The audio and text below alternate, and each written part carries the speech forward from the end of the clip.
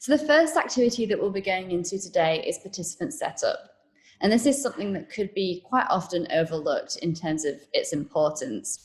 But what you want to do is really make sure that your participants feel comfortable when using Miro, so that when you actually get into your workshop activities where you really need to get the detail out of your stakeholders or users, whoever it is that is attending, that at least they're familiar with the tool and can just focus on giving you the information that you need rather than getting caught up in the technical difficulties and technical details of your tool.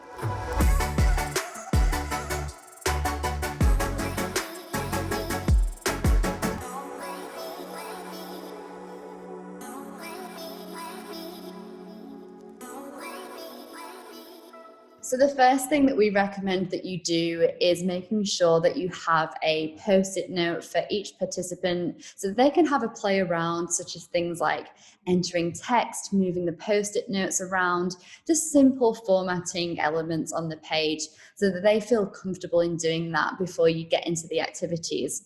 We recommend that you usually give about 2 minutes before you get into the actual activities for each participant to have a play around with the boards. As you can see on my screen here, it's very much a blank canvas for your participants to have a play, and essentially gives them some instructions on some basic things that they will need in order to interact with the Miro boards.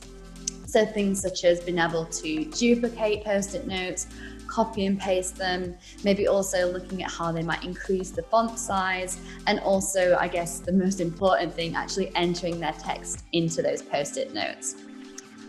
And as you can see here on the screen, we've got one post-it note per participant. So what you would do is simply replace those participant names or labels with your actual participant names to make it feel like it's personal to them, and also allow them to quickly find which post-it note belongs to them. And it's just giving them that confidence to play around with the post-it notes. So encourage your participants to select their post-it note, to type in it and copy and paste within this playboard so that when you actually get into your activities, all the messing around has been done up front.